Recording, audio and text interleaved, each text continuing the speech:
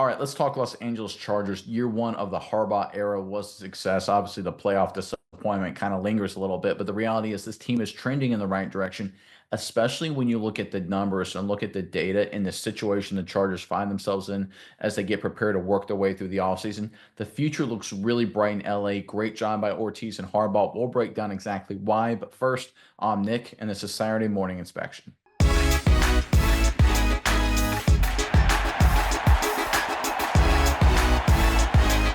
So the Los Angeles Chargers' success in the 2024 season was probably a year or two early when you look at what the Chargers were trying to do. But give credit to Joe Ortiz and, of course, Harbaugh and Justin Herbert and the guys on the field, obviously, for doing a really solid job putting this team in a good position for the future. And especially when you look at the salary cap numbers. Let's pull that up first here. This is the cap space available as we get ready for the 2025 offseason, just a few short weeks away.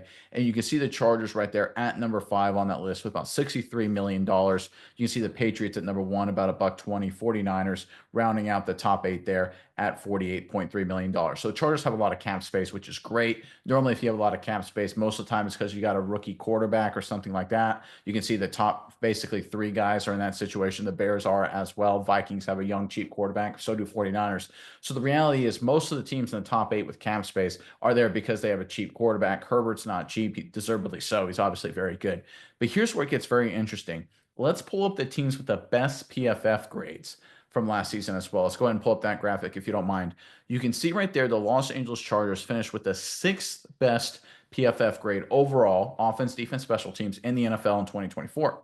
And if you look at that list, you got the Eagles, Lions, Ravens, Falcons, Chiefs, the Chargers, Bucks, Steelers, right? Remember those names. Now go back to the numbers, the cap space. If you don't mind, Miles, go ahead and switch to that.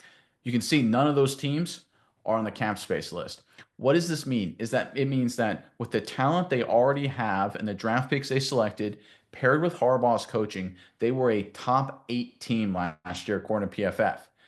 And heading into the offseason, they have top 8 cap space. That is bonkers, right? You look at most teams with a lot of cap space, they're either young or they're terrible. They don't have a lot of talent.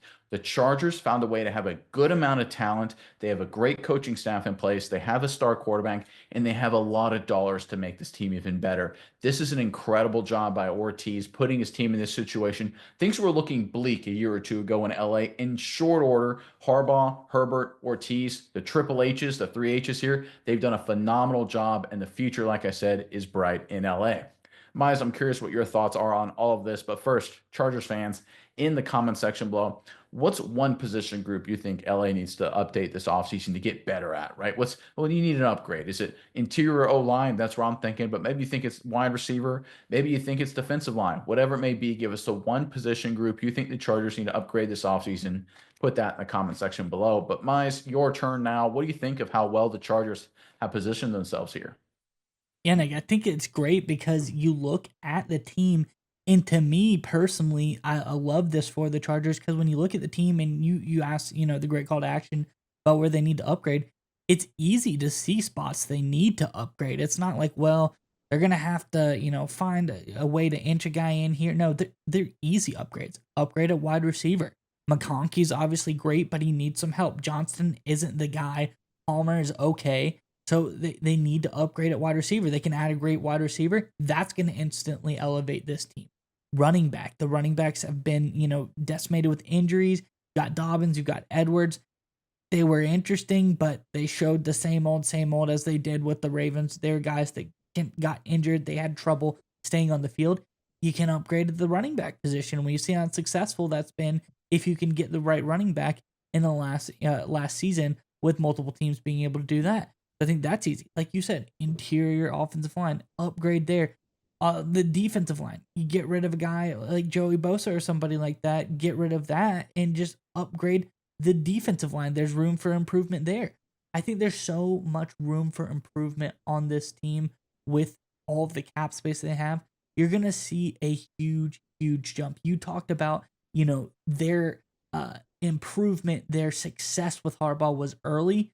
I think that's true, but we're just going to see them get even better and better. We're going to see this team jump in and contend for the division. I think the Chiefs, as though we say this and it's really, kind of becoming a joke at this point, they got to start to go down sometime. They did make it to the Super Bowl again this year, but we're starting to see the level of play kind of drop off a little bit. There's going to be some tough decisions to be made for the Chiefs as well. So I think the Chargers can contend with them if they upgrade some of these spots. Also, on the other side of things, I think just overall, this team is set up so well. There's so many great pieces that they have, but they can also upgrade so many as well. The Chargers have built something special here. And it's like you said, it's really rare to see the opportunity they have to both have the upgrade spots available, have the money to upgrade them, but also be so successful.